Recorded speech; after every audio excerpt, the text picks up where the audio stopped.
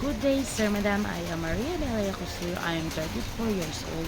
I am a single mom. I have two children, 17 and 14 years old. I am a high school graduate, and I have a siblings, three boys and five girls. I have work experience before in Singapore, 11 months and until 4 years old the baby, and also in Hong Kong I assist a 13-year-old boy to preparing the food, cleaning the house, and cooking, washing, laundering, and also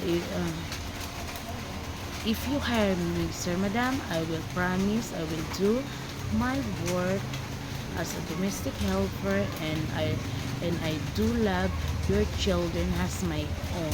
I'm a trustworthy domestic helper, and I promise I will finish my 2 years contract. If you need my service, I will be continue.